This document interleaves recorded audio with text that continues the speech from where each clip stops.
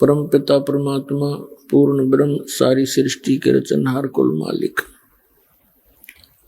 कबीर परमेश्वर जी की असीम रजा से आप सभी पुण्यात्माएं सत्संग सुनने के लिए उपस्थित हुए। प्रथम तो मनुष्य जीवन मिलना दुर्लभ है। असंख्य जन्मों के ये कष्ट उठाकर पशु पक्षियों की योनियों को भोग कर हम एक मानव शरीर प्राप्त करते हैं। मानव शरीर प्राप्त होने पर सतगुरु का मिलना उससे भी दुर्लभ है। तो पुण्यात्माओं, आप कितने शुभ कर्मों से युक्त हैं, आप कितनी अच्छी आत्मा हैं। आप जी को ये दोनों ही दुर्लभ वस्तु सुलभ हुई। आप कोई आम आत्मा नहीं है, आप विशेष पुण्यकर्मी प्राणियों में से हैं। लखबर सूरा जूझ ही लखबर सावत दे और लखबर यति जहान में तब सतगुरु शरणा ले। बहुत बहुत जन्मों तक आप परोपकारी प्राणी रहे हो, ऐसे शुभ कर्मी प्राणी आप रहे हो, कभी किसी का बुरा किया नहीं। परमार्थ में ही बहुत से जन्म आपने व्यतीत किए। लखबर सूरा जूझ ही लखबर सावत दे लखबर यति जहान में तब सतगुरु शरणा ले। और आप जी को परमात्मा कभी ना कभी किसी ना किसी युग में अवश्य मिले हैं।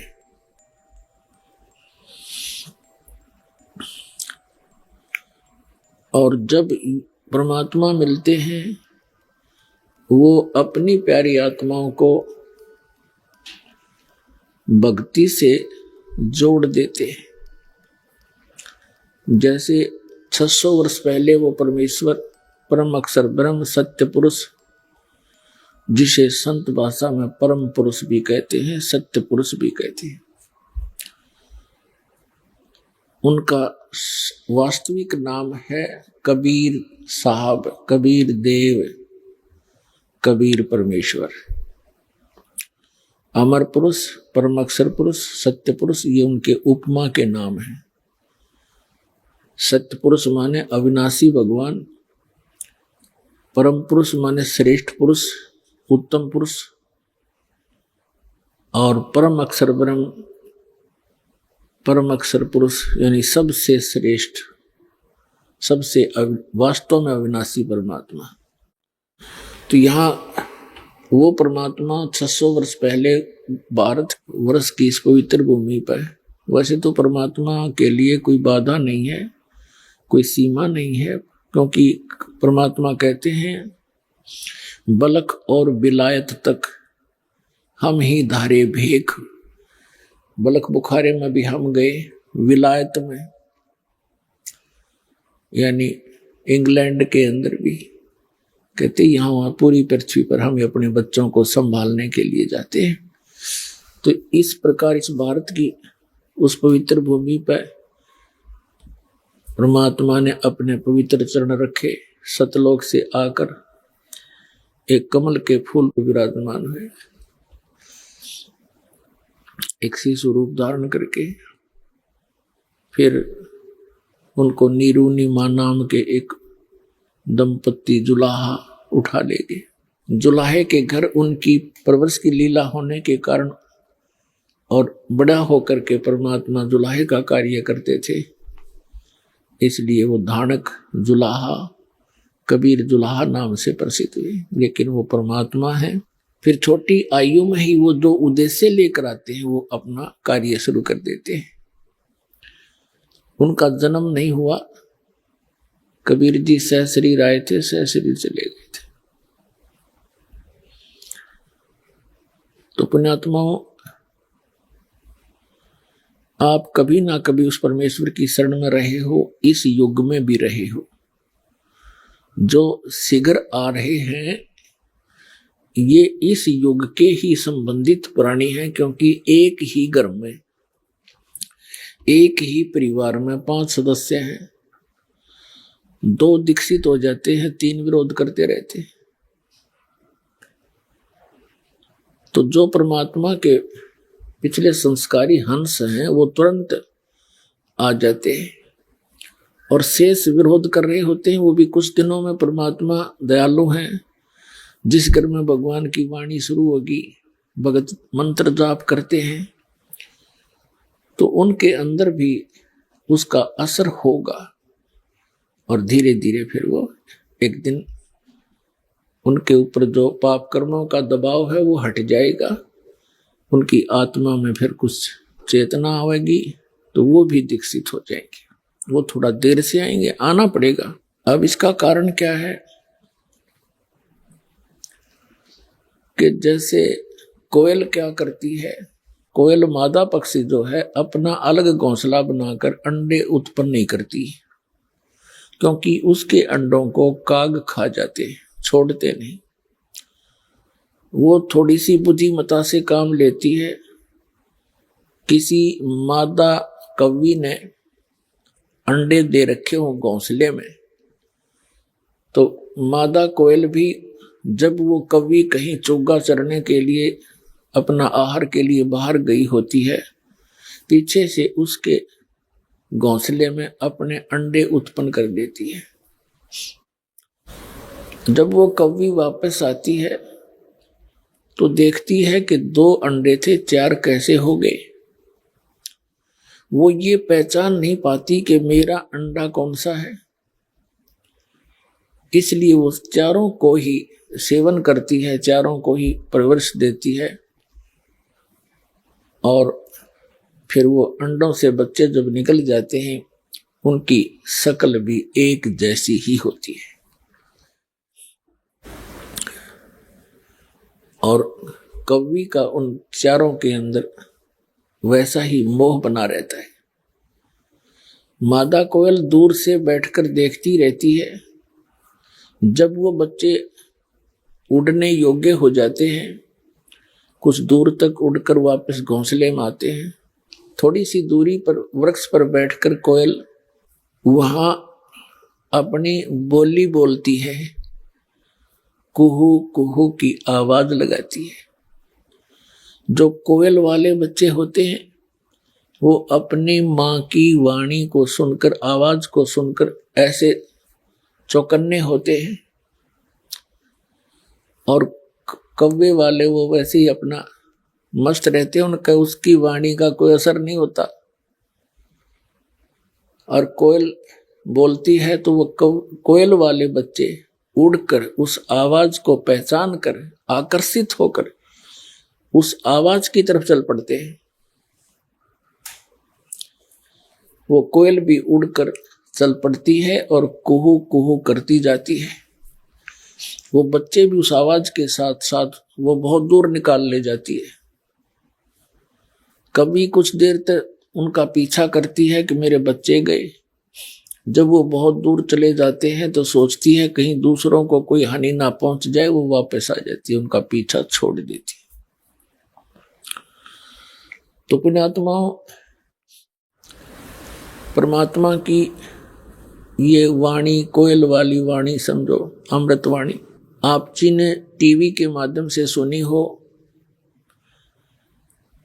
या किसी पुस्तक का अध्ययन करके ग्रहण की हो, आप वो पुण्यात्मा है, परमात्मा के बच्चे हो, और परमेश्वर ने अपनी वाणी बोलकर आपको आकर्षित कर लिया और आपको शरण में ले लिया, क्योंकि आप उसके बच्चे हो। और जो आ नहीं रहे हैं वो कभी भी परमात्मा के चरणों में लगे नहीं, और आ जाएंगे घर के सदस्य तो वो भी परमात्मा के बच्चे कभी ना कभी उसकी शरण में रहे। अब जैसे क्या बताते हैं कि तुलसी पिछले पाप से हरिचर्चा ना भावे, और जैसे जवर के बेग ते भाई भूख विदा हो जावे। जैसे किसी को जवर हो जाए, मलेरिया हो गया, तो उसको आहार भी कड़वा लगता है, मुनखा दाख भी कड़वी लगती है, और काजू किस्मत सेब संतरे और प्रतिदिन करने वाला आहार भी कड़वा लगता है। वो पदार्थ कड़वे नहीं है, उस जवर ने उसके शरीर की व्यवस्था बिगाड़ दी, जिसके प्रभाव से उसको स्वादिष्ट पदार्थ भी अस्वादिष्ट लगते हैं। तो इसी प्रकार तुलसीदास जी कहते हैं, तुलसी पिछले पाप ते परिचर्चा ना भावे, और जैसे जवर के बेग से भूख विदा हो जावे। तो उनके ऊपर पाप कर्मों का दबाव अत्यधिक है, उनको पाप कर्मों का जबर बना हुआ है, मलेरिया बन गया। अब किसी को जबर हो जाता है, मलेरिया जबर हो जाता है, उसका उपचार क्या है कि ना चाहते हुए भी वो कुनीन की कड़वी कड़वी गोलियां खानी ही पड़ेंगी, और उन कड़वी दवाई को खाने से ही उसका मलेरिया जबर शांत होगा। और जितना नॉर्मल होता चला जाएगा उतनी ही भूख उभरती चली आएगी, और जब जबर समाप्त हो जाएगा, वही व्यक्ति जो पहले एक ग्रास भी मुख की तरफ नहीं कर सकता था, अब वो लुखी सुखी 3-3 4-4 रोटियां खाने लग जाता है। इसी प्रकार जिन व्यक्तियों के बहन भाइयों के पाप कर्म अत्यधिक है, उनको परमात्मा की चर्चा अच्छी नहीं लगती।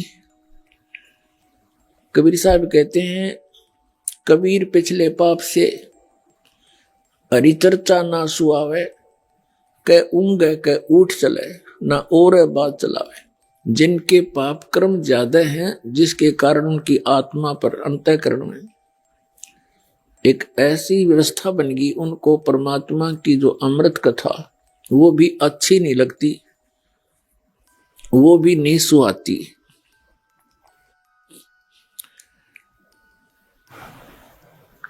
तो उसका इलाज क्या है? जैसे आप किसी अपने मित्र को, भाई को, बहन को, बहनें अपनी सहेलियों को, माता या किसी अन्य रिश्तेदार को समझाने की चेष्टा करते हैं, तो जिनके पाप अधिक है वो 2 मिनट के बाद कहते तो छोड़ इस बात ने, और बात बतला। और इस परमात्मा की चर्चा न छोड़ कहते सारी रात चुगली करें जाओ किसी की, नो प्रॉब्लम। लेकिन भगवान की चर्चा उन्हें अच्छी ना लगती। अच्छी क्यों नहीं लगती? क्योंकि उनके पाप कर्मों का दुष्प्रभाव बढ़ रहा है। उसका इलाज क्या है? ये कुनीन खानी पड़ेगी, कड़वी, ना चाहते हुए भी खानी पड़ेगी, और तब भी बात बनेगी। तो उसका परमात्मा ने बहुत दया बख्शी है। जैसे एक परिवार में 5 सदस्यों में से 2 ने नाम ले लिया, 3 नहीं लेते, कोई बात नहीं। अब उनके पाप कम थे, तुरंत 1 के 2 टेबलेट्स से ठीक हो गए, क्योंकि ज्ञान तो उन्होंने भी सुना, तभी आकर्षित हुए। अब परमात्मा दया बख्शते हैं, प्रत्येक घर में सुबह आरती चले, दोपहर ने असुर निकंदन रमैणी, न सुबह नितने में शाम को आरती। ये तो खूब आवाज में लगाते हैं अपने घर में, सबके ऊपर असर पड़े। और बाकी उस घर के 2 सदस्य मंत्र जाप करते हैं, तो उस मंत्र के जाप की भी शक्ति अपने आप गंध वहां फैलती है, उसकी प्रभाव फैलता है परिवार में। तो वो जो नहीं नाम ले रखा, उनके भी असर होना शुरू हो जाता है। तो परमात्मा बड़े दयालु है। ये सभी उसी के बच्चे हैं। जो भक्ति ना करते वो भी मालिक के बच्चे हैं, वो निकम्मे बच्चे हैं। जो भक्ति कर रहे हैं वो अच्छे बच्चे हैं। उन निकम्मों को भी परमात्मा अच्छे बनाओगा, क्योंकि माता पिता यही चाहते हैं मेरे सारे बच्चे और ठीक हो जाएं। अब घर के सदस्य घर से बाहर कहां जाएंगे? परमात्मा की वाणी उनने सुननी है पड़ेगी, और कभी ना कभी वो बुखार उतर जाएगा और फिर वो उनसे भी आगे बैठे पाओगे बरवाला आश्रम में। तो ये परमात्मा का ऑपरेशन है। तो परमात्मा का जो प्रोसेस है, प्रोसीजर है, ऑपरेशन है, ये कंप्लीट होता है।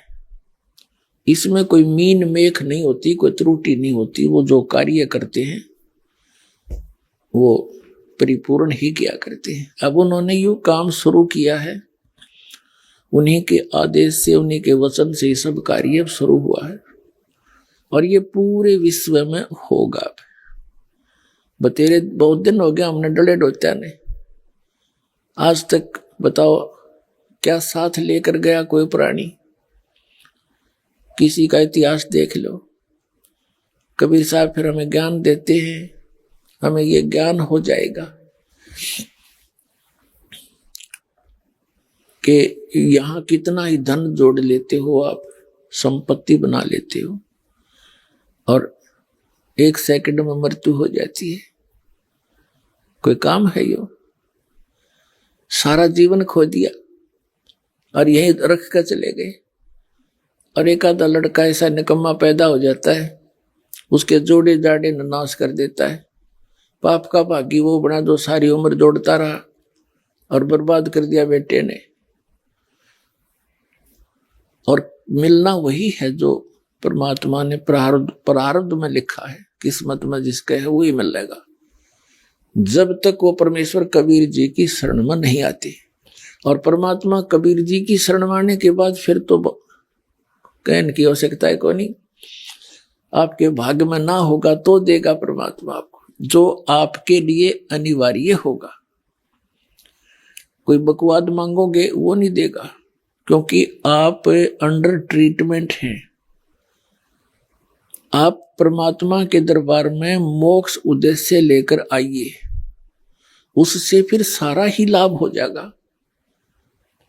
एक मोक्ष उद्देश्य लेकर आओगे तो आपको सर्व लाभ होंगे, या कोई अन्य ही उद्देश्य लेकर आओगे, कोई संकट निवारण के लिए, कोई पुत्र संतान प्राप्ति के लिए, कोई धन वृद्धि के लिए, वो डिमांड तो यहां करना, चलो करते तो हैं, बालक हैं, बच्चे हो, कुछ दिनों में इस ज्ञान से आपको पता लग जाएगा। क्योंकि परमात्मा कहते हैं क्या मांगू, अपनी महिमा आप हमें समझाते हैं। क्या मांगू कुछ थिर ना रहाई, और देखत नैन चला जग जाई। 1 लाख पूत 1.25 लाख नाती, उस रावण के आज दीवान बाती। क्या बहादुर बंदे हाथी, आवत संग ना कोई जात संगाती। और क्या बहादुर बंदे हाथी, कहे कबीर अंत की बारी, जैसे हाथ जाड़ के चले जुआरी। जैसे कोई संतान नहीं है, वो संतान मांगने आता है, और परमात्मा दयालु हैं, उनको मालूम है कि ये जब तक इसका ये कांटा नहीं निकलेगा ये भक्ति भी ना करे, क्योंकि हम ज्ञान को बाद में, समाधान को प्रथम चाहते हैं। तो वो भी दया यहां बख्श दी जाती है और उनको अच्छी आत्मा दी जाती है। अच्छी आत्मा देगा भगवान, ना किसी संतान ने के फूके। जैसे एक लड़के ने अपनी पत्नी को सता दिया, उसने आत्महत्या कर ली, सारा परिवार जेल में, चाट ले इसी संतान ने, ना होता अच्छा था वो तो ऐसा पुत्र। तो परमात्मा का यहां आपको ऐसी कोई वस्तु नहीं देंगे जो आपके वजन में बाधक हो या आपके लिए कोई परेशानी पैदा कर सके। आप बच्चे हो, अब जैसे रोगी है, रोगी कोई बालक है या बड़ा है, वो कुछ भी वस्तु डिमांड करता है खाने के लिए और उसके लिए हानिकारक है, डॉक्टर अलाउड नहीं करेगा, क्योंकि उसका जीवन ले सकती है। तो इसी प्रकार आवश्यक वस्तुएं जो आपको चाहिएंगी, परमात्मा जानी जान है, अंतर्यामी है, आपकी सब सूक्ष्म से सूक्ष्म भी सोच को वो कैच करता है। चिट्टी पायल बाजा पैर, साहिब सुनता है सब लहर। यदि चींटी यानी कीड़ी के पैर में पायल बना दी जा, घुंघरू बांध दे, पहले तो चिट्टी के घुंघरू क्या होंगे, पायल क्या होगी इसकी। और कहते यदि उसकी भी आवाज हो जावे, परमात्मा उसकी भी आवाज सुनता है। चिट्टी पायल बाजे पैर, परमेश्वर सुनता है सब लहर। तो वो अंतर्यामी है, आप जो उद्देश्य लेकर आए वो खूब जानता है, लेकिन आपको उसने क्या देना है उससे भी वो खूब परिचित है। तो यहां संत मते में और इस मोक्ष मार्ग में परमात्मा ने कुछ गाइडलाइन दी है, उनके निर्देश अनुसार हमने चलने से ही परमात्मा का विशेष लाभ मिलेगा। क्या बताते हैं कि ज्यों राखे तो ही रहूं, मेरा क्या चारा, खाने जाद खरीद हूं गुलाम तुम्हारा।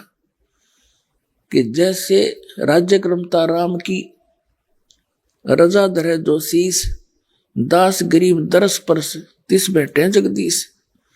कि उस परमात्मा की रजा में राजी रहे।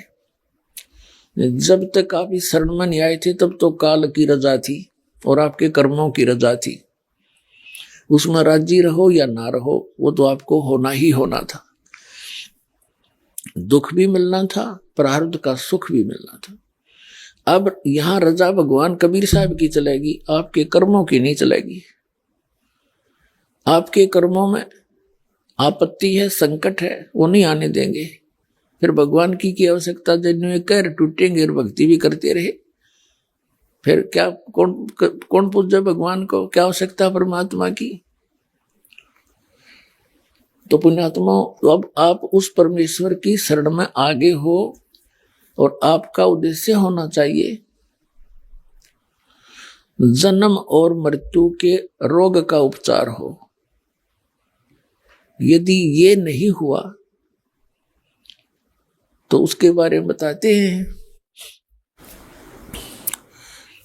चाहे आप यहां रोग आपका जन्म मरण का कटे नहीं और भक्ति भी कर ली, आपकी भक्ति का धन तो खूब हो जाएगा आपके पास।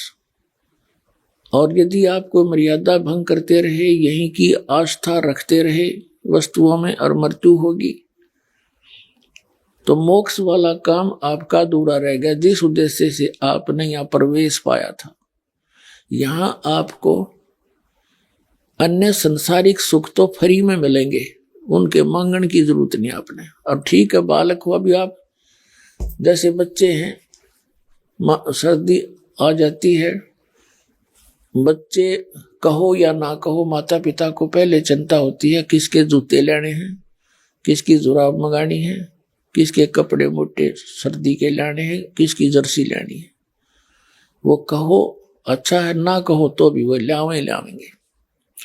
इसी प्रकार परमात्मा के आप बच्चे होगे, आप वचन के बच्चे होगे उस परमात्मा के नाद के। तो उस परमात्मा को आपका सारा ज्ञान है कि इबिन को किस चीज की आवश्यकता है।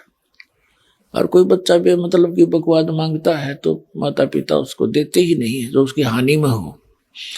तो इसी प्रकार ये परमात्मा आपके साथ डील करेगा जब तक आप शरण में रहोगे। जैसे यहां आपको संसारिक सुख तो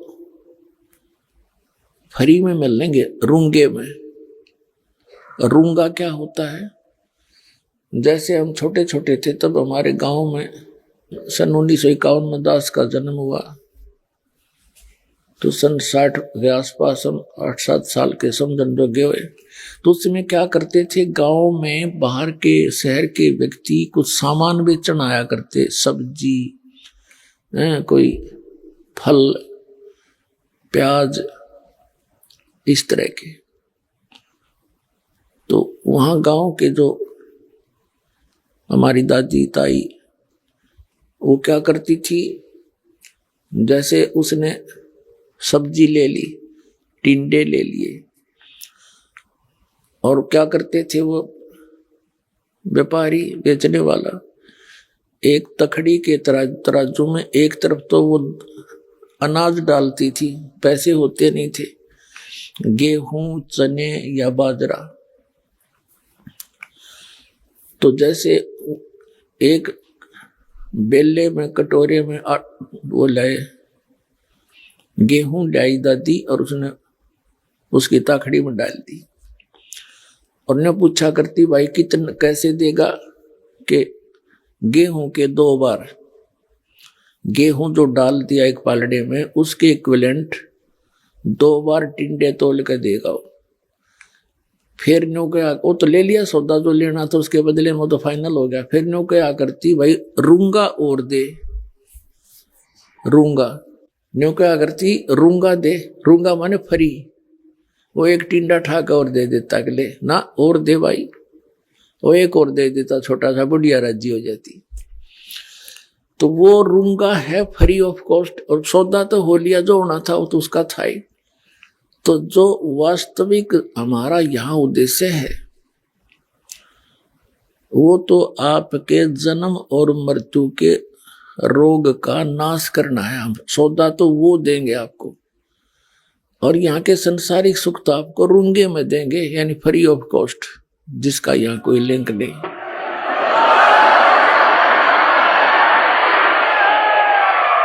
क्योंकि यहाँ जो पूजा की जो विधि है वो ऐसी है परमात्मा की कि संसारिक सुख तो आपको होंगे ही होंगे, ये तो पक्का होंगे। लेकिन ज्ञान इसलिए साथ दिया जाता है कि कुछ दिनों में आपके पास इस माया का बहुत ज्यादा संग्रह होने लगेगा। माया परमात्मा के दरबार में कमी काहे की ना। तो क्या होगा कि परमात्मा फिर साथ साथ ज्ञान देते हैं कि यह माया तेरी दुश्मन भी है, इसका दुरुपयोग ना करना, सदुपयोग करना। अभी तो आप दर दर के भिखारी हो रहे हो, फिर देखना कुछ दिनों के बाद सच्ची लगन ते लगना, आन उपासना नहीं करना, मर्यादा में रहना। तो फिर ये संसारिक सुख तो यहाँ पहले मिलते हैं। जैसे किसान गेहूं बीजता है, उसका उद्देश्य गेहूं बीजना केवल भूस बनाना नहीं होता, उसका उद्देश्य अपना जीवन बचाना होता है कि मेरे परिवार को गेहूं मिले, कणक मिले, भूखे ना मरे। अब गेहूं के अंदर भूस तो पहले बनेगा, बाद में गेहूं बढ़ते हैं। गेहूं बीजा जाता है तो उसका पौधा खड़ा होता है, वो बाद में जाकर बाली आती है, और उन बालियों में गेहूं होते हैं खाने वाले, और शेष सारा भूस होता है, वो पशुओं का चारा होता है। तो ये परमात्मा की भक्ति ऐसी है जो आपको दी जाती है। पहले तो भूस तो बनेगा, इसका हमारा उद्देश्य नहीं है आपको ये भूस बनाना या देना, भूस ही देना। हमारा उद्देश्य है मोक्ष, और इन मंत्रों बिना वो मोक्ष नहीं हो सकता, उस भूस के बिना गेहूं नहीं बन सकते। ये एक ऐसा लिंक है एक दूसरे का।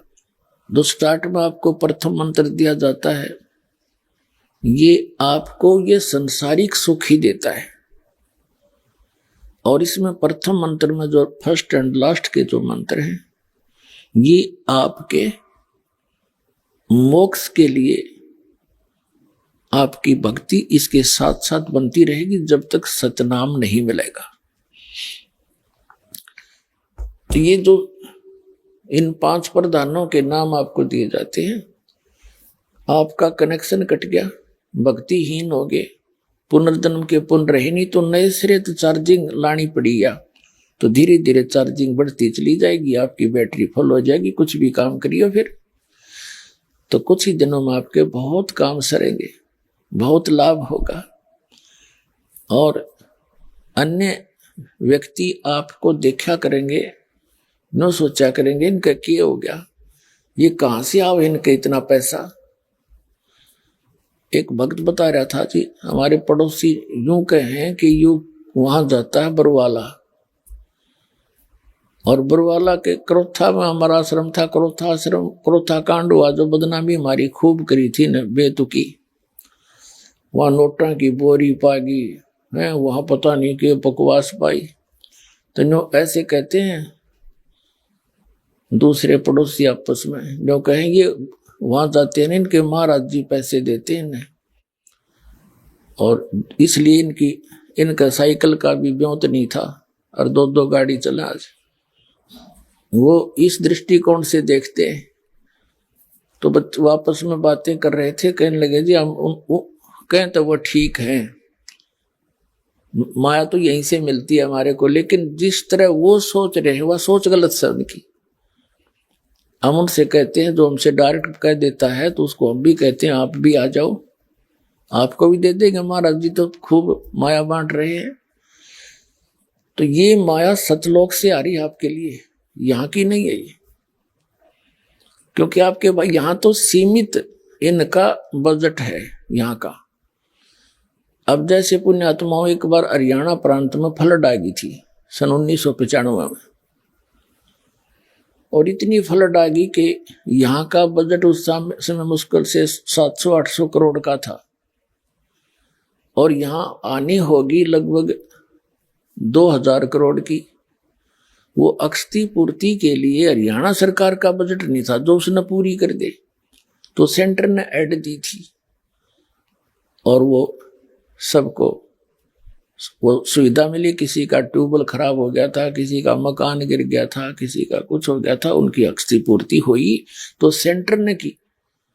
तो इसी प्रकार इसी 21 ब्रह्मांड का यो ब्योत नहीं है जो आपको यहाँ विशेष सुविधा दे सके। ये सेंटर यानी सतलोक से आओगे आपके लिए ये ऐड है।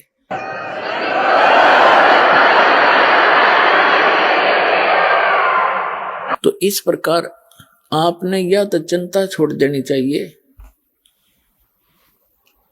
कि अब मुझे क्या मिलेगा क्या ना मिलेगा, लेकिन क्योंकि आप दूध के जले हुए हो, छाछ को भी फूकते हो बहुत दिनों तक, समय लगेगा, धीरे धीरे आपको विश्वास हो जाएगा, और विश्वासी परमात्मा आपको करा देगा, क्योंकि आपको सुख प्रारंभ हुए और आपका विश्वास दृढ़ होने लगा। आपको लाभ मिलेगा जब आप नियम ठीक रखोगे। यदि नियम ठीक नहीं रखोगे तो फिर बात नहीं बनेगी। जब लग हंसा हमारी आना और काल लगे नहीं तेरा बाणा। कबीर परमात्मा कहते हैं जब तक ये हे हंस, ये प्यारी आत्मा मेरी शरण में रहेगा, तब तक हे काल तेरा कोई अटैक उस पर नहीं हो सकता। और ये परमात्मा के जो नियम हैं ऐसे समझ लेना जैसे लक्ष्मण रेखा होती है।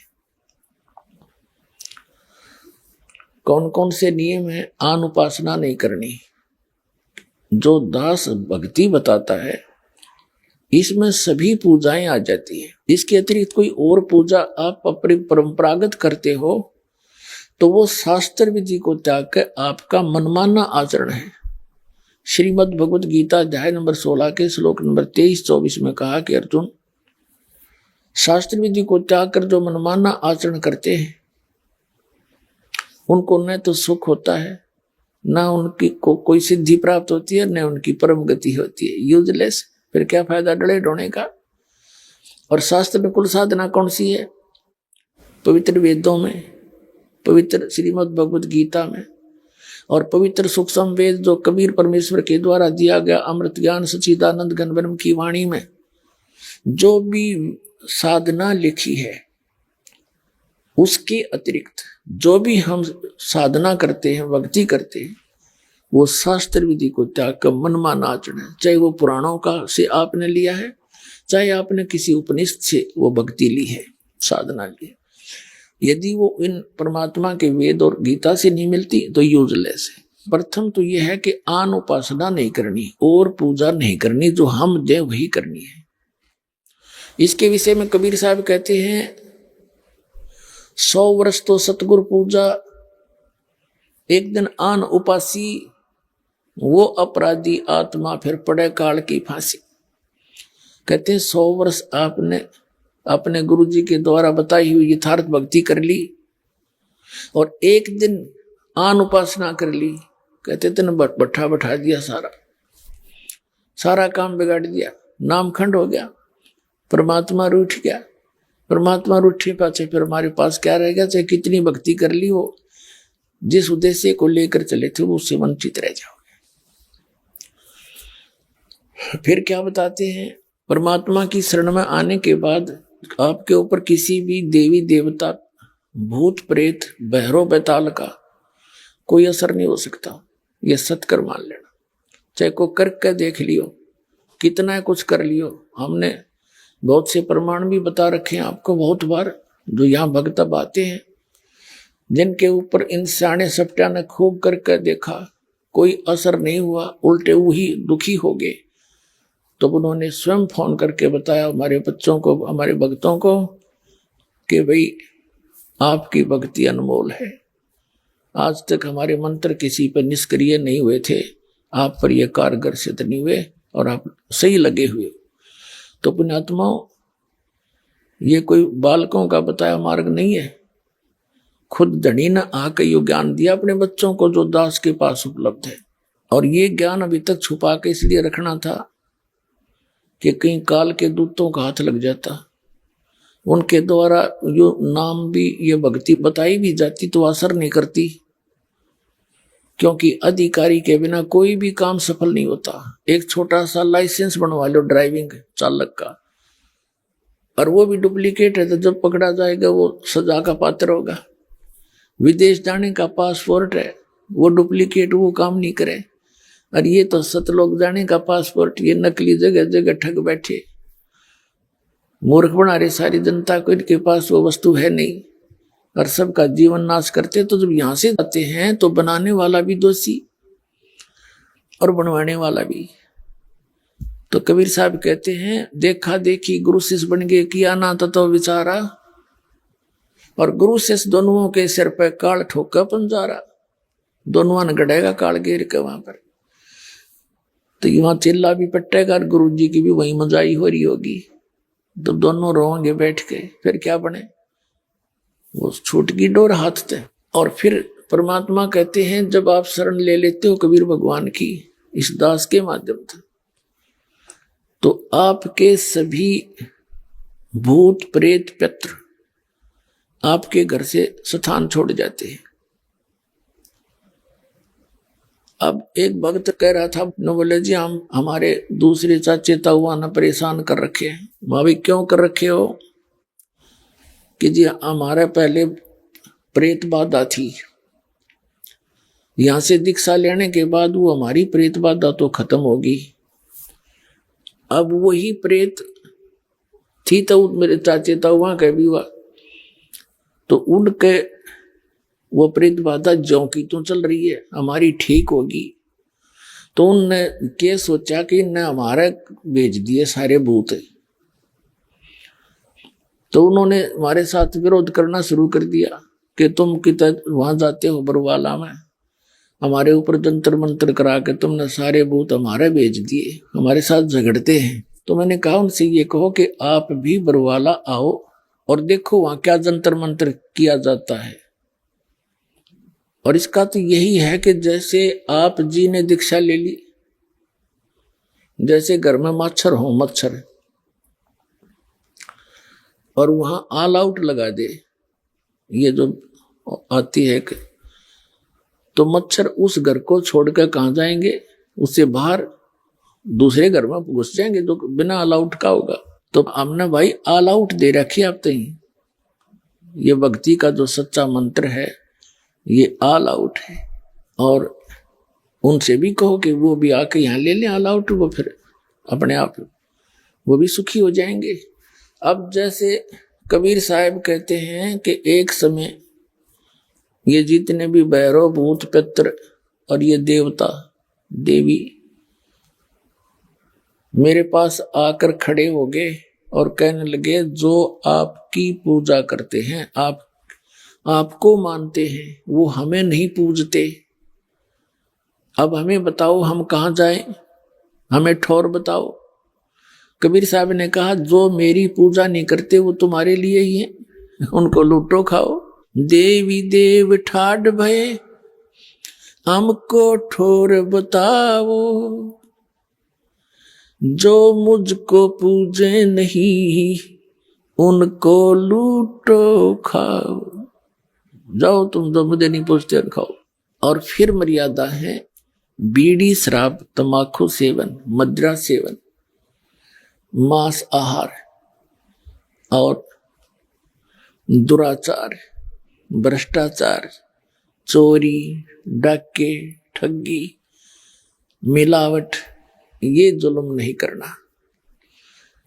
पुणात्माओं, जब भगवान राजी प्रसन्न हो गया तो सब कुछ मिल गया, और परमात्मा रूठ गया तो सब छूट गया। तो सबसे पहले हमने ये डर कर रहना चाहिए कि भगवान रुष्ट ना हो। रूठो जग सारा, रूठो ना परमेश्वर हमारा, इन्हीं का है परम सहारा। हमने है भी इसी नहीं का, हमें ज्ञान नहीं, ज्ञान होने के बाद भी फिर हम जानबूझ के गलती करें तो ऐसा अनजान फिर भगवान नहीं कि आपकी फिर भी मदद करेगा, नहीं। इतना ज्ञान दिया जाएगा कि इंसान गलती नहीं कर सकता भूल के भी, ना चोरी कर सकता, ना जारी कर सकता, ना रिश्वत ले सकता। जहर दिखाई देगा, किसके लिए लेंगे? तो ये जो मर्यादा आप रखोगे, फिर परमात्मा की बरकत देखना। अभी हम अपने हिसाब से तो चल ही रहे थे, दूनी बिरान मट्टी करवा ली। अपनी जीव संज्ञा की सोच से तो हम चल ही रहे थे, कुछ भी लाभ नहीं हो रहा। अब इस दास के बताए अनुसार परमात्मा पर विश्वास करके देखो कुछ दिन, फिर देखियो आपको क्या सुख होगा। आपकी जबान का थूक सूख जाएगा दूसरे को बताते बताते।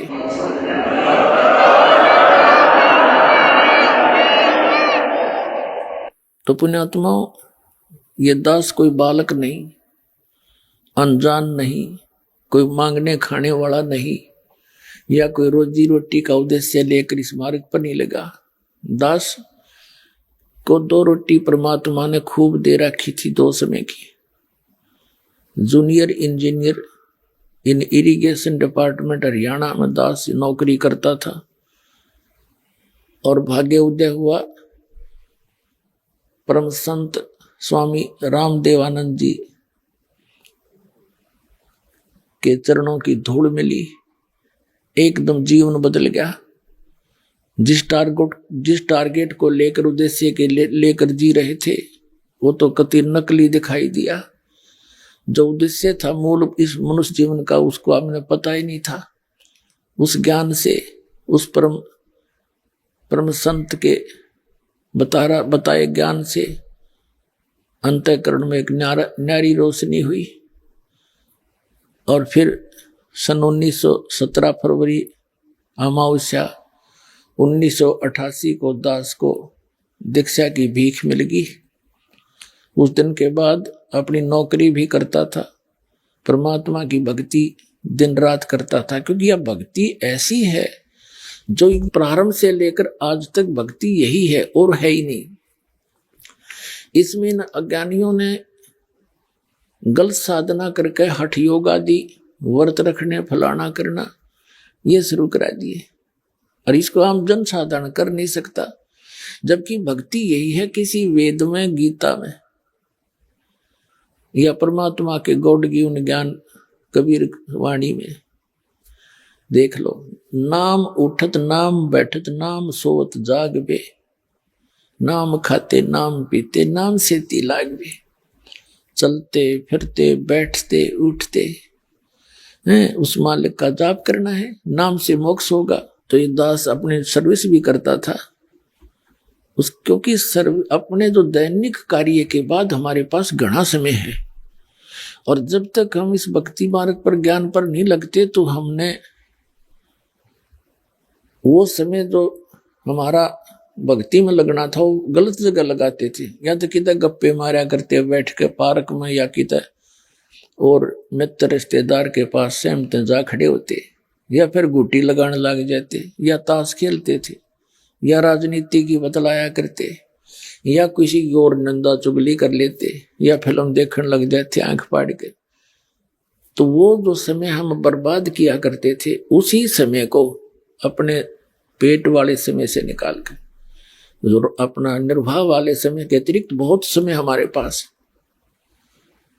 जैसे 8 घंटे ड्यूटी है तो 16 घंटे से 6 घंटे सो ले, 10 घंटे क्या फिर क्या काम है, रोटी भी खा ले, नहा भी ले उस मत है, और फिर भी समय बच गया, घंटा 2 घंटा 3 घंटे मालिक का सारे दिन में भी समय मिल गया, नहीं समय बेड़ा पार हो जाएगा।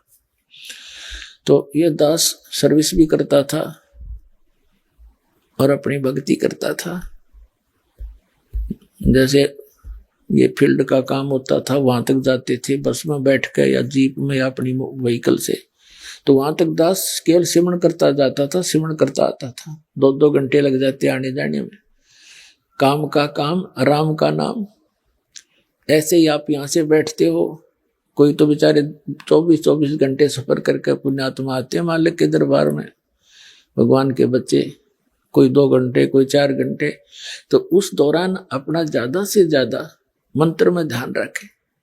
वो तो समय आप पैक हो गए उसमें, तो कि मैं और सोच भी नहीं सकते, कुछ कर भी ना सकते। फिर भी ऐसे भी जैसे खेत में जाते हैं, ड्यूटी पर जाते हैं, तो कुछ ना कुछ मंत्र थोड़े बहुत जरूर करता रहे, याद रख, इससे हम काम बन जाएगा। ये कोई ना सोचा भाई पूरी शांति हो लेगी फिर भक्ति करेंगे। शांति कब होगी? एक व्यक्ति था, परमात्मा कहते हैं जो जन मेरी शरण है ताका हूं मैं दास, और गेल गेल लग गया फिरो जब लग धरती आकाश। एक व्यक्ति था परमात्मा का पुनर्जन्म का कोई भक्त, अब वो किसान था। अब परमात्मा कहते हैं जब जो मेरी एक बार शरण में आ गया किसी भी युग में, परमात्मा कहते हैं उसने निकाल कर छोड़ दूंगा, उसके साथ साथ फिरता रहता हूं मैं जब लग धरती आकाश रहेगा उसको। पर वो मुझे पहचान नहीं पाता, उसका दुर्भाग्य है। तो उस किसान के पास परमात्मा एक साधु रूप में गए कबीर जी।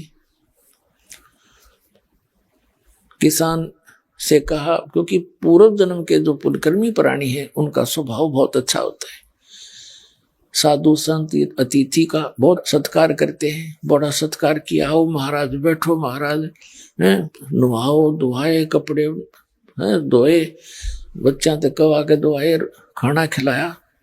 परमात्मा बोले, फिर भगवान गए जिस उद्देश्य से, वो लगे ज्ञान देन, भाई भगत तेरा स्वभाव भी अच्छा, लेकिन सारा काम बिगड़ रहा है आपका भक्ति बिना, भक्ति करा करो। किसान कहने लगा, महाराज जी इब बैठे हम नहीं भक्ति करने का, ये बस समय नहीं, छोटे छोटे बालक हैं, कमाना है, खेती करूंगा, थोड़े से बच्चे समझदार हो जाएं, ये अपना काम संभाल दे महाराज जी, फिर मैं भक्ति ये करूंगा, मैं और काम में को नहीं। महाराज परमात्मा से ले गए। अब वो बच्चों की शादी भी कर दी, बच्चों ने खेत का काम भी संभाल लिया, और उनका पोता पोती भी हो रहे। जब परमात्मा गए, अगुवाई किसान भक्त, अब होगी तो न फुर्सत, आ जाओ ईब कर ले, भक्ति ले ले नाम। कहने लगा, बाबा जी महाराज जी देखो छोटे छोटे बच्चे हैं, लड़के खेतों में काम करते हैं, मैंने पोते रखने पड़ते हैं, अभी मेरा काम पूरा नहीं हुआ है, फिर देखूंगा बच्चे पोते थोड़े ठीक हो लड़ते। परमात्मा ने बहुत कुछ समझाने की चेष्टा की, पर कोई ना असर हुआ उसके नालायक के। अब क्या हुआ, कुछ दिनों के बाद वो मर गया। ये तो समय आना ही है एक दिन। अब मृत्यु होगी उस भक्त की, लेकिन साधु सेवा का फल निष्फल नहीं जाता। परमात्मा कर्म बनवाते हैं ऐसे। उसके 2-4 बार गए, उसने सेवा शुश्रूषा की, उसके पुण्य बन गए साधु सेवा, भगत की सेवा करने से। तो क्या देखा कि वो किसान मृत्यु को प्राप्त होकर उन्हीं के घर में बैल बनकर खेतों में चल रहा है, अपने ही बच्चों के यहाँ। अब परमात्मा पहुंचे वहां खेत में, जहां उसका लड़का उस अपने पिता को बैल को जोत रहा था, उन्हीं की गाय से उत्पन्न हुआ था। कहते हैं जहां आशा ताबासा हुई और मन कर्म वचन सुमरियो सोई। अब कबीर परमात्मा पहुंचे वहां पर खेत में, जहां उसका पुत्र हल जोत रहा था। वो भी जानता था महाराज जी कई बार चक्कर लाक आए थे। कहो महाराज, परमात्मा ने कहा कि भाई तेरे पिताजी कहाँ हैं? जी वो तो मृत्यु को प्राप्त हो गए महाराज, 4-5 वर्ष हो गए। अच्छा 4-5 वर्ष हो गए, कहा ठीक है। एक जो बैल वहीं बना हुआ था, उसके कान में जाके परमात्मा ने कहा कि भाई तेरे को कितना समझा था भले आदमी, देखी बैल बन के खड़ा हो गया। अब भी मान ले मेरी बात, तेरी अजूनी छुटवा दूंगा, तेरा अभी शरीर छुटवा देता हूं और तुझे मनुष्य जीवन दिवा दूंगा। अब परमात्मा तो सबकी भाषा समझते हैं। वो बैल कह रहा मन मन में, अक बाबा जी तेरा दिमाग खराब हो रहा है, अब मैं मर गया, यहाँ कोई और बैल आ जाएगा और वो काम ठीक करे नहीं का तो मेरे बच्चा नानी नहीं हो जाएगी। अरे तेरा गजब हो, देख कहां तक का ठेका ले रखा है। परमात्मा बोले भाई ठीक है, मत मान नहीं। कुछ दिनों के बाद वो बैल का जीवन भी पूरा होना ही था। फिर बन गया वो सर्प। सर्प की योनि बन में क्या होता है, अब कभी उसने थोड़े बहुत पैसे दबा रखे होंगे कि तो जमीन में 200-400 रुपये, और वो मृत्यु को प्राप्त हो गया, बता न पाया को ना। तो सर्प को ये चेतना रहती है, वो उस घर में घूमता रहता है आसपास उस क्षेत्र में जहां वो कभी धन दाब गया था। अब वो आया फिर अपनी वो बैंक बैलेंस से मारने के लिए सर्प वहां पर उनके आंगन में घूमे, घर में गया जहां उसने को 100-200 रुपये दबा रखे थे मिट्टी में, भूल भाल गया ना परिवार को पता। वो देख लिया, उसके पुत्रों की पत्नियों ने शोर मचाई, सरप सरप। वो बेटे आए लठ लेकर और वो चला, फिर मोरी में से निकलने की चेष्टा कर रहा था। उसका 1-2 लाठी लागी कमर पे, जाके सड़ता बाहर। 1-2 डंडा लग गया, वो टूट गया बीच से। वो जाके एक बोझड़े में झुंड में पड़ा पड़ा अपना तड़प रहा। तब परमात्मा फिर गए, कहने लगे भगत अब भी मान लिया मेरी बात ने? न बोला जी मान लूंगा, में मेरा पीछा छुटवा दो। कबीर परमात्मा बोले भाई शरण मत आया पर सांकड़ी तुड़वा का आया तू। तेरी अड्डी पसली एक होली जब समझ आई और पहले आ जाती होती वरना तेरा काम ना बन जाता। तो पुण्यात्मा जो समझदार व्यक्ति हैं वो तो जल्दी शरण ग्रहण कर लेंगे, ना बाकी के फिर सांकड़ी तुड़वा का आएंगे, आना पड़ेगा यहीं पर।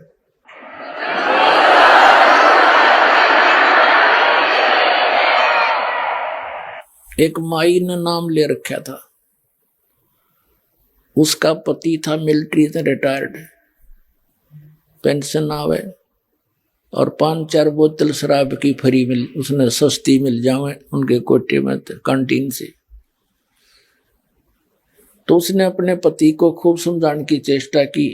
पहले हम भी घर घर जाते थे, दास भी, मैंने भी खूब समझाने की चेष्टा की, भाई भक्ति कर ले। न बोला देखांगे बनी। अब वो उसकी पत्नी कहती जी यू शराब नहीं छोड़ता, शराब वाली लत से इसमें। अब उसने वो फ्री की बोतल सस्ती दिखे थी, उससे न बढ़िया मान रहा था अमृत। 4-5 वर्ष के बाद उसका गले में कैंसर हो गई और सारा ट्रीटमेंट करा लिया, लास्ट स्टेज पर आ गई।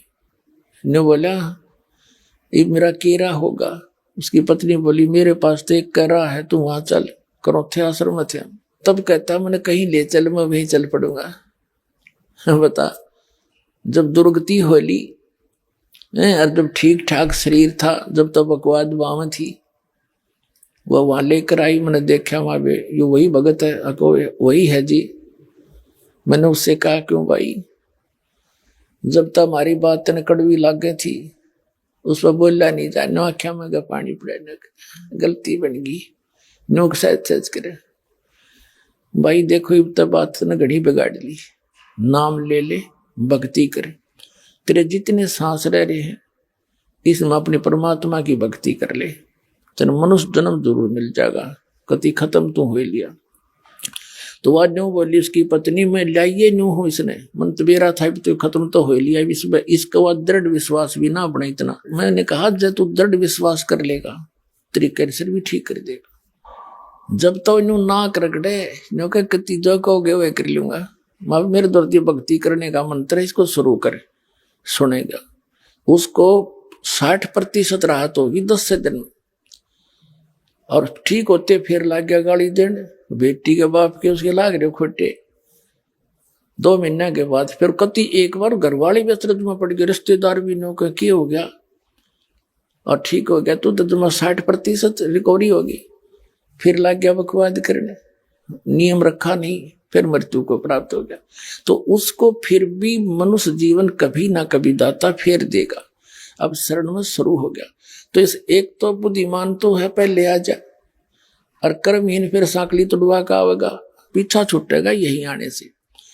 तो बुद्धिमान व्यक्तियों को चाहिए ज्यादा देर नहीं करे, समझदार है, कोई बालक नहीं। तो पुण्यात्माओं, इस प्रकार इस परमात्मा की शरण में आने से आप जी को एक विशेष राहत मिलेगी, और जो संसारिक सुख हैं वो भी मिलेंगे, और जो आपके ऊपर प्रारब्ध के पाप करो आवेंगे वो ठीक होंगे। कहते हैं संत शरण में आने से आई टले बला, जय मस्तिष्क में सूली हो वो काटे में टल जावे।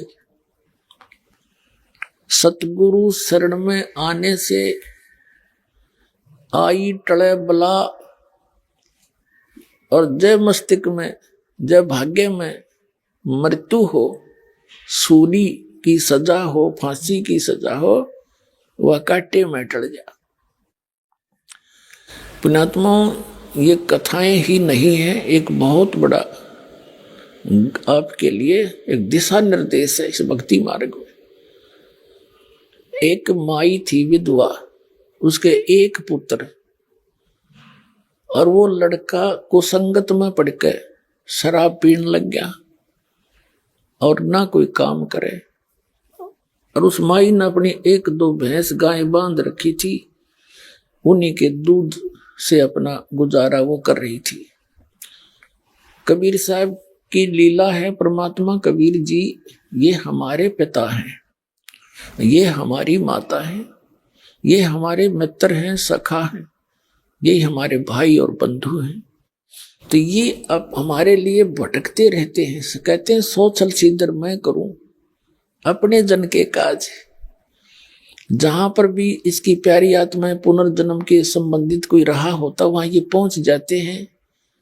जैसे ऋग्वेद मंडल नंबर 9 सूक्त नंबर 1 मंत्र 8 में एक प्रमाण दिया है कि परमात्मा राजा के समान, और परमात्मा सब संकटों का नाश करने वाला है, और वो हम सभी प्राणियों की 3 प्रकार की स्थिति से वो धारण पोषण करता है। एक शरीर में तो सतलोक में रहते, एक स्थिति में सिंहासन पर विराजमान है, ऐसा मनुष्य सदृश शरीर है, सिर पे मुकुट है, ऊपर छत्र है, और एक रोमकूप में करोड़ सूर्य मिला दे, करोड़ चंद्रमा, ऐसा उनका उसे अधिक प्रकाश है। ये तो परमात्मा वहां सतलोक में एक बहुत बड़े उसमें रहते हैं, एक मंदिर नुमा, एक स्तूप के अंदर। और दूसरी स्थिति में वो प्रत्येक युग में शिशु रूप धारण करके कमल के फूल पर सरोवर में प्रकट होते हैं, जिस कारण से वो नारायण कहलाते हैं। और धीरे धीरे बड़ा होकर के एक जन साधारण जैसी भूमिका प्रत्येक युग में करके दिखाते हैं कि भगवान न्यों मिलेगा, इन बकवादा तो भगवान नहीं मिलेगा। परमात्मा कहते हैं कि गिरवीर जोड़ बडेर हैं ये माया के धनवंत, रावण की जो लुटेंगे जहां पाँव नडे नहीं संत, जहां संत नहीं जाते। चाहे कहते हैं गिरिवर जोड़ बडेर हैं ये माया के धनवंत, जिनके पास धन है पैसा है, न कोई गांव में एक नंबर का सेठ है, कहते उनकी पहाड़ जैसी महिमा है, और वो अंत में ऐसे लौटेंगे जैसे रावण की वीरान मिट्टी हुई थी, जहां संत की शिक्षा नहीं होती दीक्षा नहीं होती। गिरवीर जोड़ बडेर हैं ये माया के धनवंत, रावण की जो लुटेंगे जहां पाँव नडे नहीं संत, जहां संत मेहमान नहीं होते, जहां संतों का संग नहीं होता। तो परमात्मा प्रत्येक युग में आते हैं और इस तरह की लीला करते हैं।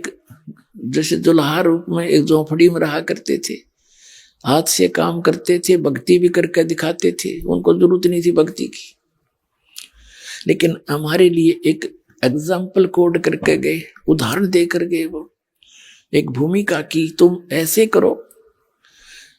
और जो भी उनके पास मेहनताना आता था कपड़े के बुनने से, उसमें से जो घर के योग्य आहार के लिए जो चाहिए था वो सामान लाकर बाकी जो पैसा बच जाता था उसका सत्संग कर देते थे, भंडारा करा देते थे, भगत बुला के खाना सत्संग करते थे, वहां खाना खिला देते थे, सत्संग भी सुनाते थे।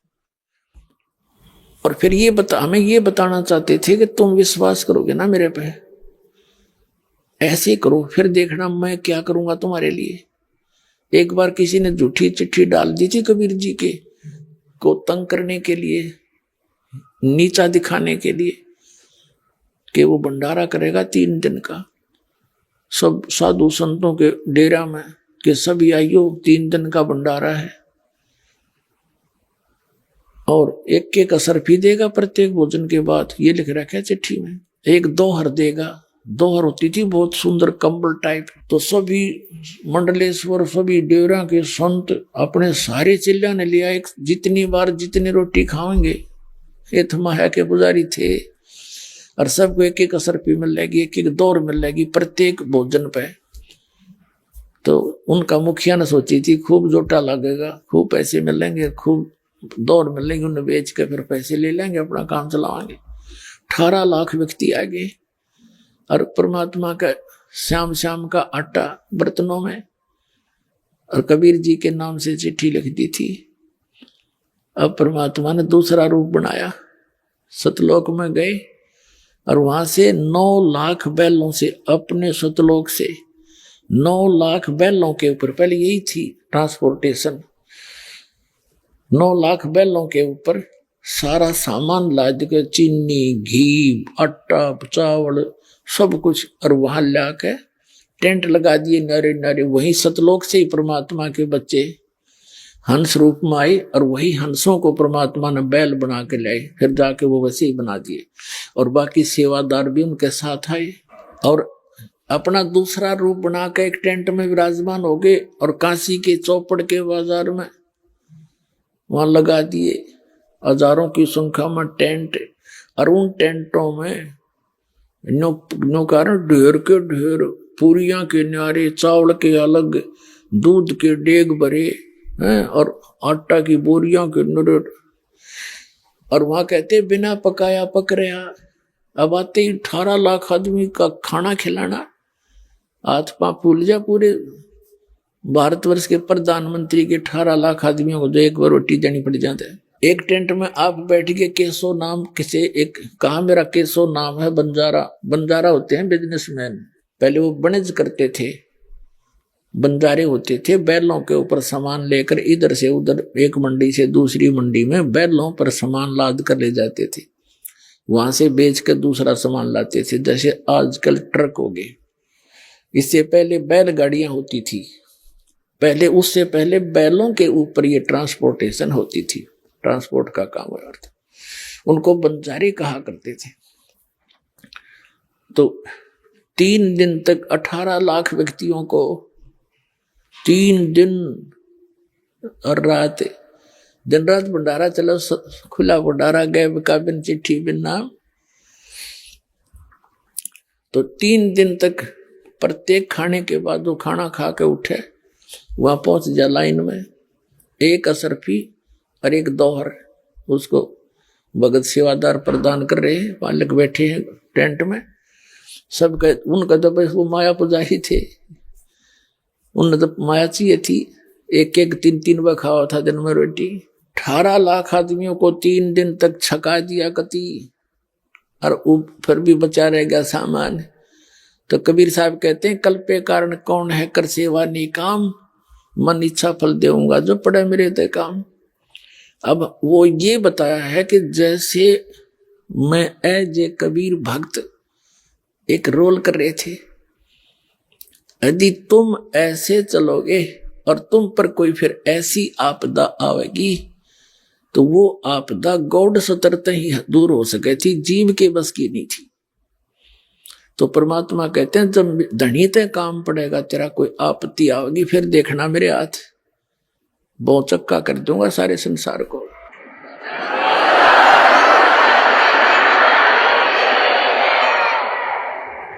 तो परमात्मा कहते हैं, सो छल छिद्र मैं करूं अपने जन के काज। तो ये दूसरी स्थिति। फिर तीसरी स्थिति में परमात्मा क्या कैसा रोल करते हैं, वो कहीं भी एक साधु रूप बनाकर प्रकट हो जाते हैं। पहले तो ना तो कोई कन्वेंस थी और ना ही कोई ऐसा टेलीकास्ट था कि अभी एक आदमी कहीं रह रहा है तो उसका 6 महीने तो पता नहीं चला किसका है कौन है। तो ऐसे उस नगर में, उस गांव के बाहर जहां वो विधवा बहन रहती थी, उसका पुत्र निकम्मा हो गया था। उस नगर के बाहर परमात्मा कबीर जी एक साधु रूप में रहा करते, और परमात्मा बताया करते थे कि मेरे कई आश्रम हैं भाई, मैं 2-2 1-1 महीना आपके आश्रमों में रुकता हूं।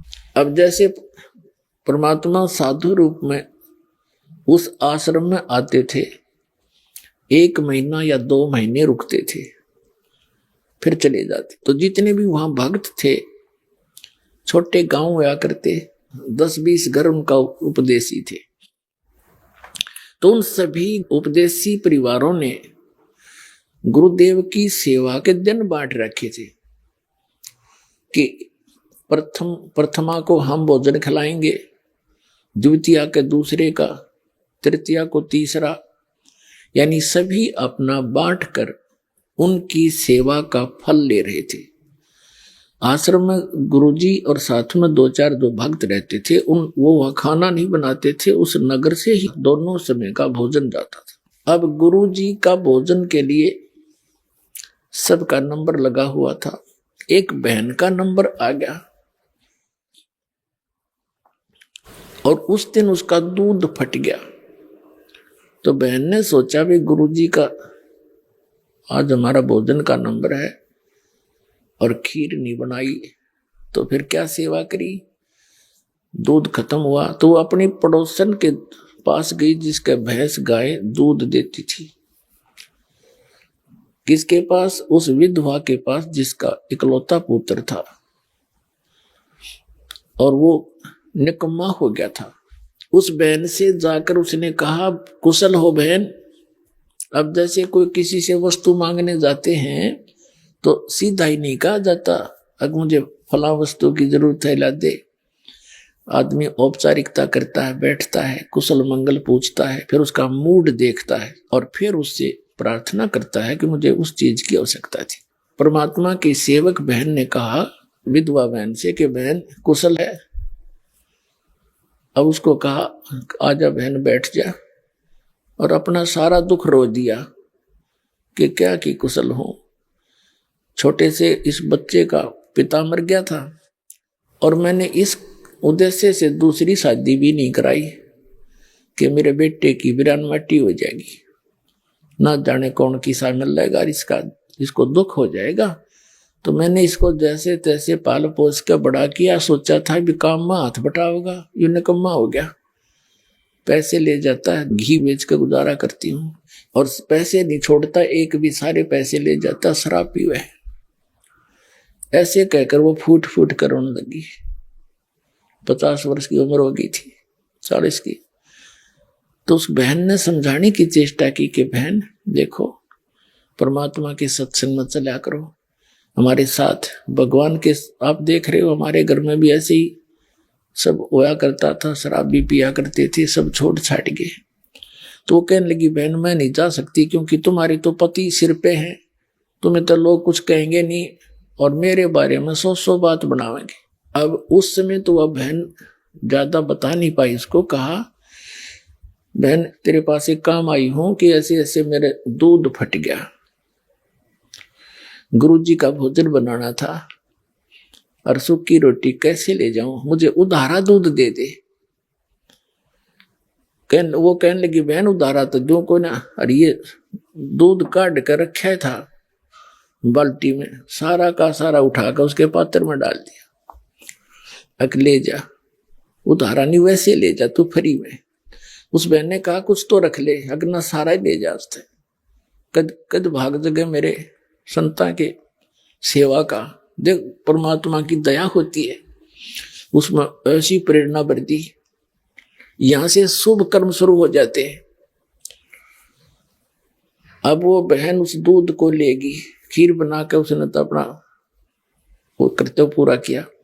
एक दिन के बाद फिर उसने खुद विवश होना पड़ा उस उपदेशी बहन ने इस बात पर विचार करने के लिए कि ये बहन के या तकती देवी है, इतना कुर्बान ये तो हम भी ना कर सकते, कोई हमारी भगत बाण मांगना आवा बहन तो हम भी नहीं दे सकते, नु सारा का सारा थे।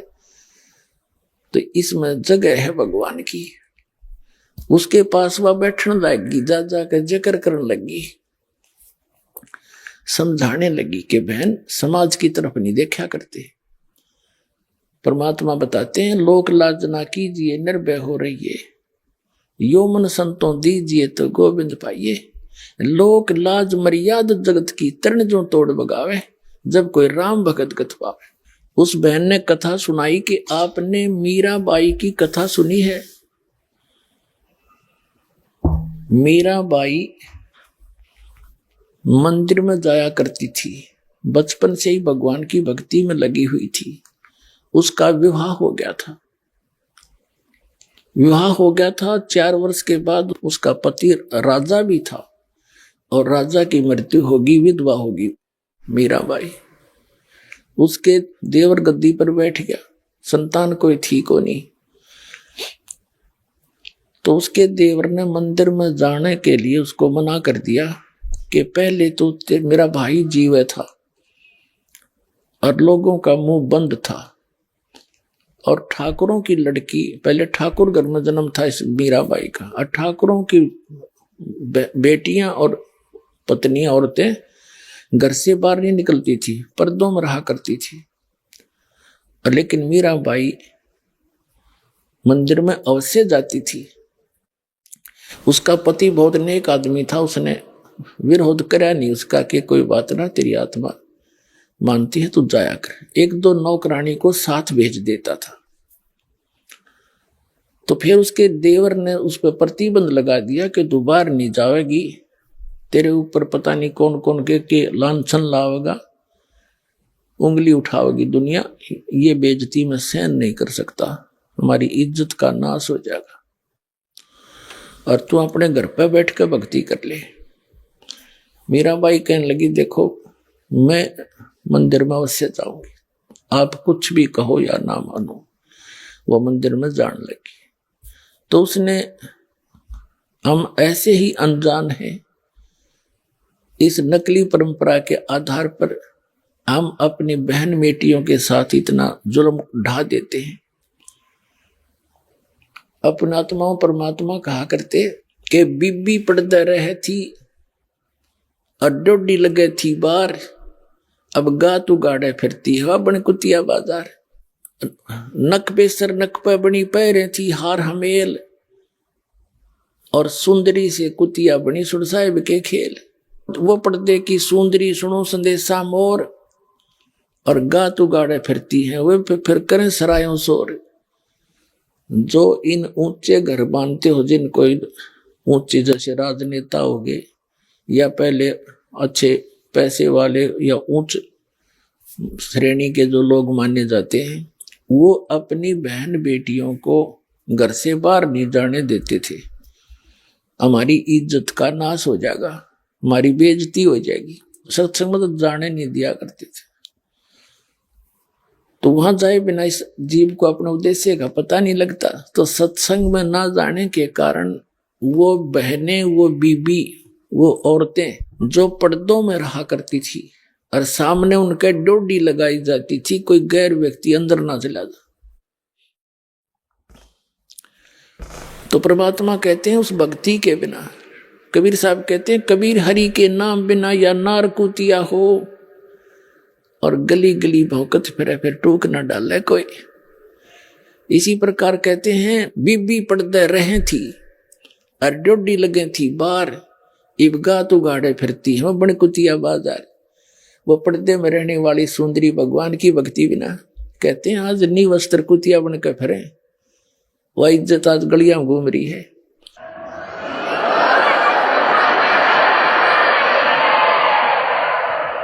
और कहते हैं नक बेसर नक पे बनी पैरें थी हार हमेल, और सुंदरी से कुतिया बनी देख परमेश्वर के खेल। फिर कहते हैं वो पर्दे की सुंदरी और सुनो संदेशा मोर, वो गात उगाड़े नंगे गात फिरती है फिर करे सरायों सोर। वो राजा की रानियां, बड़े घरों की बहू बेटियां काजू किशमिश डालकर हलवा खीर बनाया करती थी, खाती थी और झूठे छोड़ देती थी। बांदियां नौकरानियां खाती थी, उनके पूर्व जन्म के संस्कार अच्छे थे। बैटरी चार्ज थी, आगे चार्जर मिला नहीं, वह बैटरी डिस्चार्ज हुई, खत्म होगी। जीवन मनुष्य का नाश हो गया भक्ति बिना। अगले जन्म में वही राजा की औरतें, उच्च घरानों की औरतें कुतिया बनकर नी वस्त्र घूम रही हैं, काजू किशमिश के खीर हलवे खाती थी।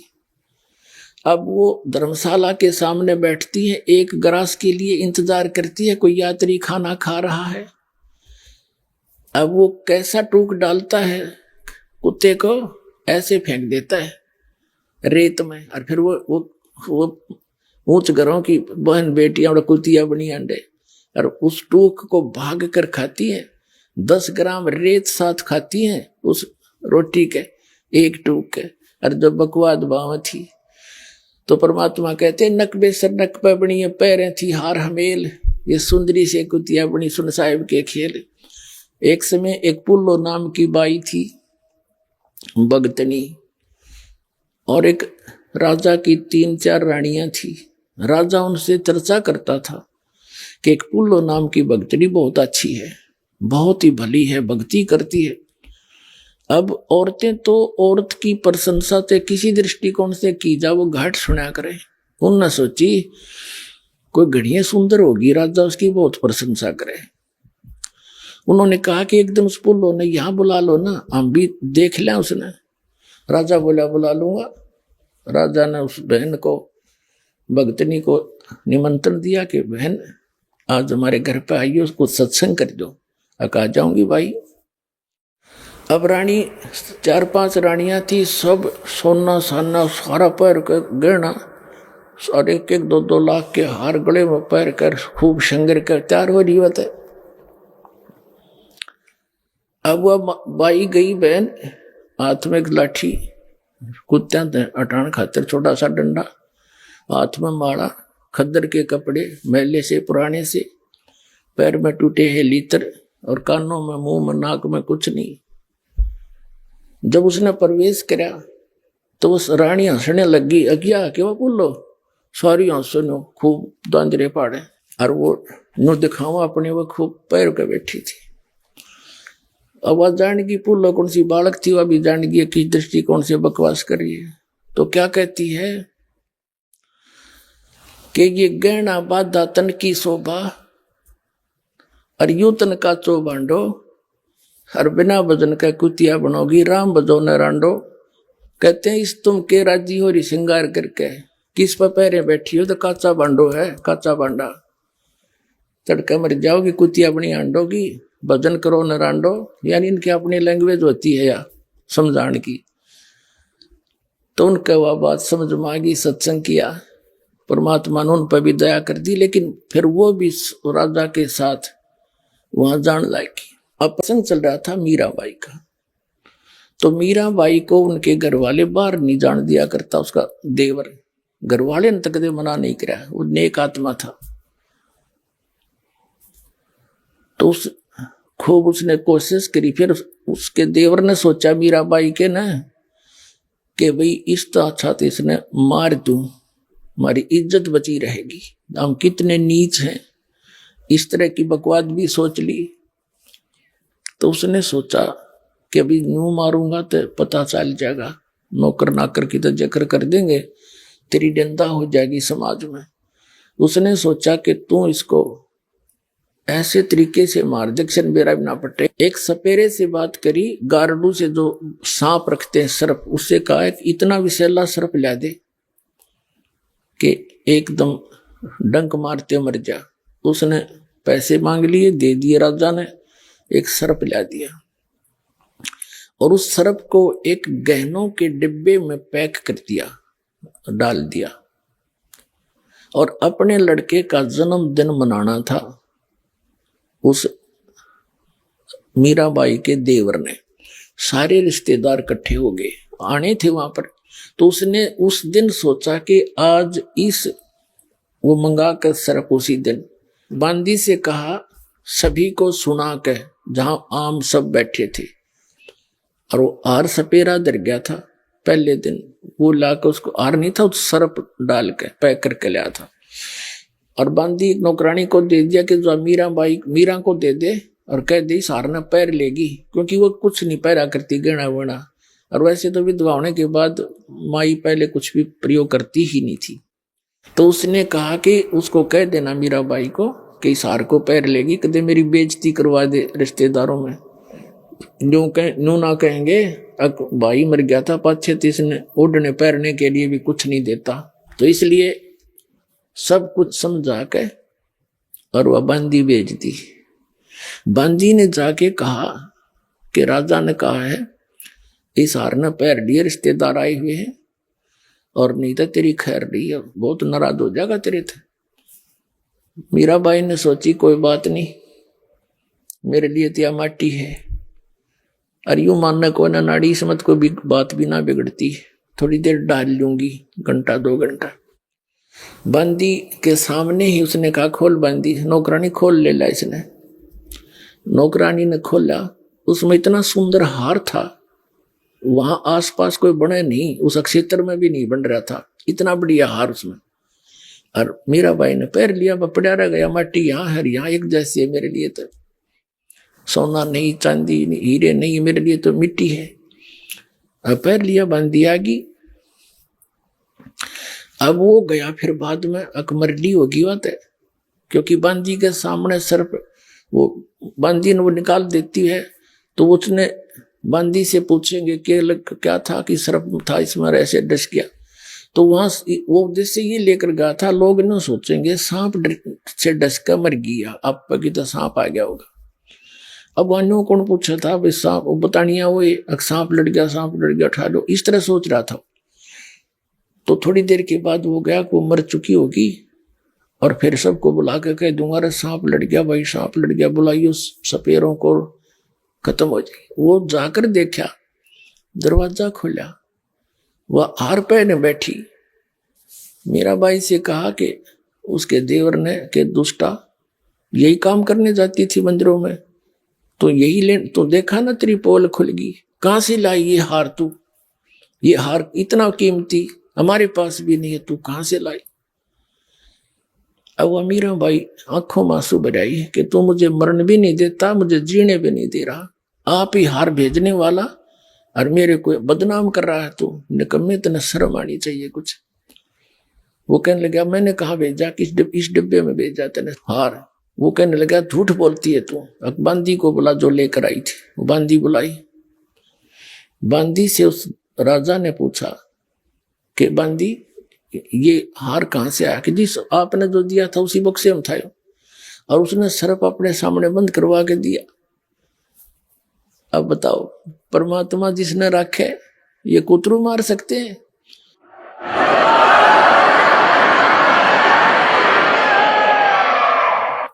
उस सर्प का हार बन गया। अब वो इतने मान बढ़ाई में इंसान इतना अंधा हो जाता है और भूल जाता है भगवान को। अब राजा ने सोची, राणा ने सोची कि आज तया बच गई भाई, क्यों कर बात बनी, आपको इसको फिर देखता हूं। एक दिन क्या किया, एक सपेरा बुलाया उसने, अरे डक में तू के लाया था, अगदी सांप आपके सामने सर्प मैंने डाला। तो उसने कहा कि अब एक ऐसा विष दे दे मुझे लाके, एक के घूंट में मर जा। वो ऐसा विष ला दिया उसने, और मीराबाई के पास गया तलवार लेके, और साथ में विष एक कप के पहले में डाल के, और कहा मीराबाई इस विष ने पी ले, और नहीं तेरी गर्दन काटूंगा, आज तेरी मौत खरी है, कोई सा शरीर स्वीकार कर ले, चाहे तो तलवार से काटूंगा या फिर इस विष ने पी ले। मीराबाई ने सोची तलवार से तो दर्द होएगा, और इसने पी लूंगी। उन्हें लेकर प्याला करके मालिक को याद, और पी की, और वो खड़ा खड़ा देखे, वो मरी तो कोई ना, आध घंटा हो गया, 2 घंटे हो गए, कोई ना मरी। आय हाय, कहते हैं मीराबाई को मारने लागे, जहर का प्याला प्यारे, पीवत ही अमृत हो गया सर्द ही यारे, मन तू पावेगा अपना किया रे, भोगेगा अपना किया रे। कहते मीराबाई को मारने लागे, जहर का प्याला प्यारे, और पीवत ही अमृत हो गया सर्द ही यारे। कहा तो उस विष ने बेचैनी बनानी थी, उसको तड़फाना था, और कहते अमृत की तरह ठंडा कर दिया कलेजा मीराबाई का परमात्मा की दया से।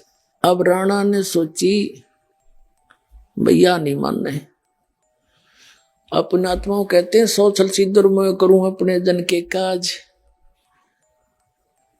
परमात्मा कबीर जी बनारस में आए हुए थे, और संत रविदास जी चमार जाति में उनके साथ रहते थे, उनके शिष्य हो गए थे। पहले तो रामानंद जी से नाम दिलाया था रविदास जी को परमात्मा ने। स्वामी रामानंद ब्राह्मण थे, उनकी फड़क निकाली थी, उनके अंदर एक विशेष वो नफरत थी, अन्य शूद्र जाति वालों को नाम नहीं दिया करता, उसको सेट करने के लिए आप भी उन्हीं से दीक्षित हुए थे, और रविदास जी को भी उनसे दीक्षा दी थी, दिलाई थी। फिर रविदास जी को पता लग गया था कि जो वस्तु इस परमेश्वर कबीर जी के पास है, रामानंद जी के पास नहीं है, तो बाद में वो कबीर जी के शिष्य हो गए थे। परमात्मा कबीर जी और रविदास जी उसी नगरी में एक गरीब के घर पे बाहर, उसका घर था, सत्संग कर रहे थे। 1 हफ्ते का सत्संग रख रखा था, दिन में सत्संग करा करते, दिन में भी करते थे, रात को भी करते थे। फिर वहां भक्तों ने मिल मिला के एक आश्रम बना दिया था, छोटा सा झोपड़ी, थोड़ा सा बाड़ सी बना लिया था। तो कबीर जी सत्संग कर रहे थे दिन में, मीराबाई गई मंदिर में, साथ में 2-3 उसकी नौकरानियां थी, उसने जाना बंद नहीं किया।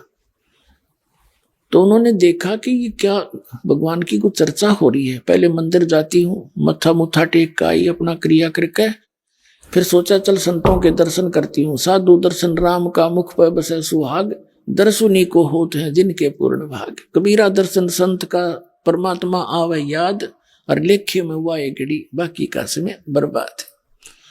तो मीराबाई सहेलियों के साथ वहां चली गई, सत्संग शुरू हो रहा था।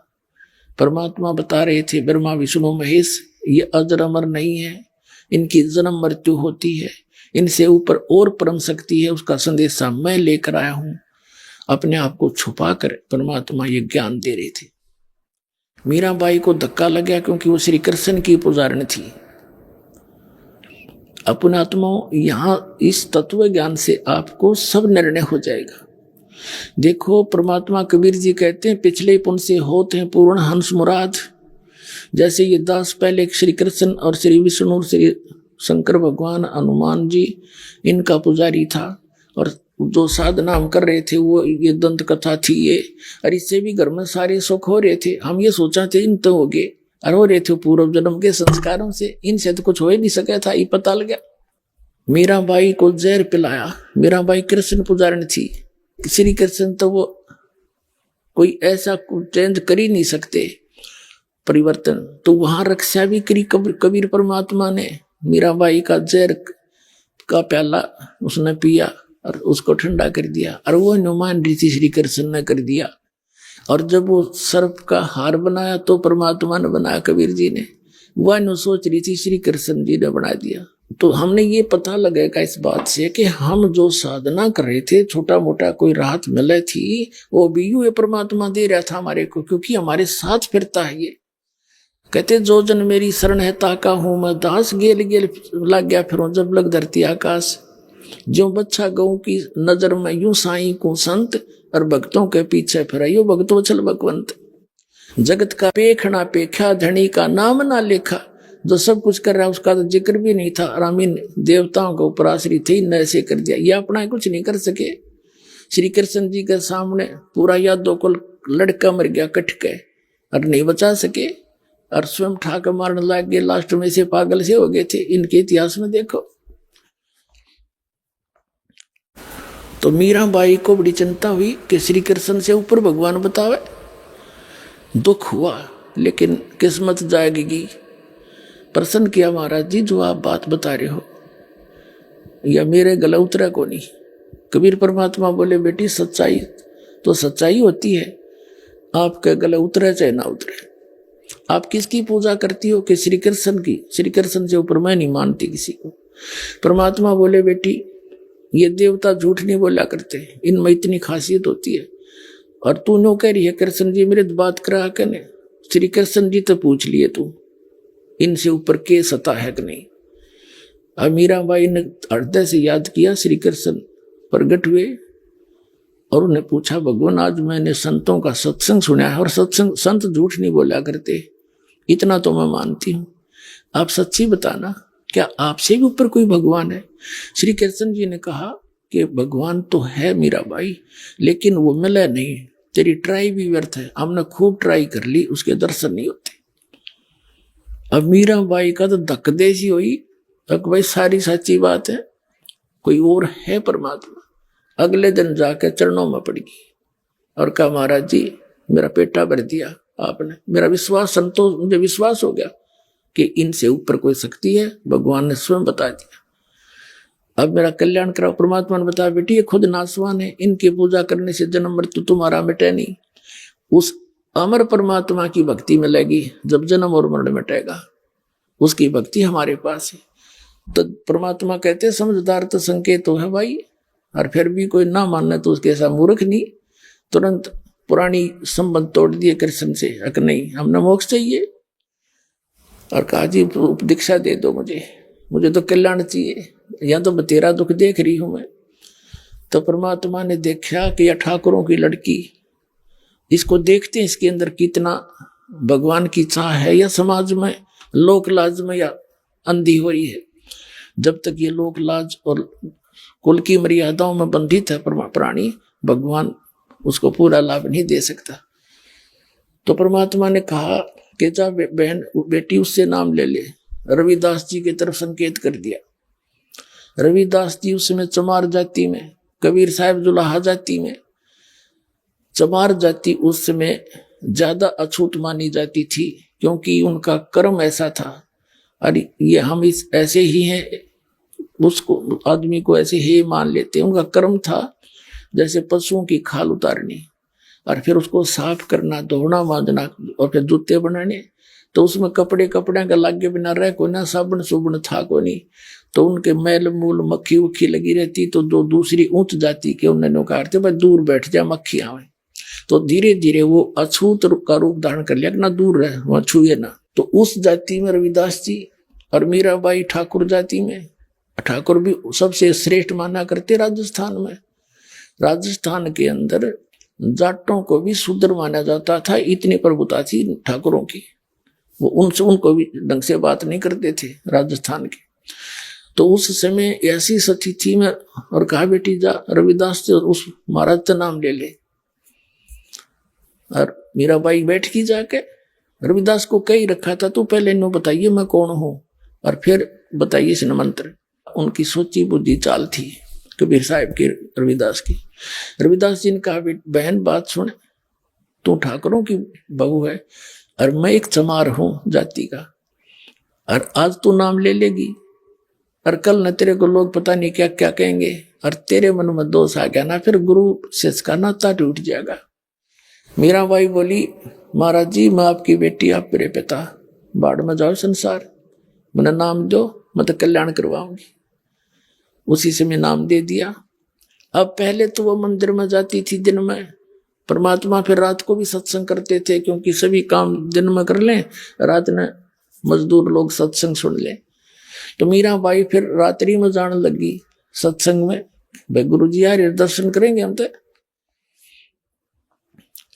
अब उसका जो देवर था वो सारे अपने जो कर्म थे करके थक चुका था, उसको रोकने के उससे कोई सफलता नहीं मिली।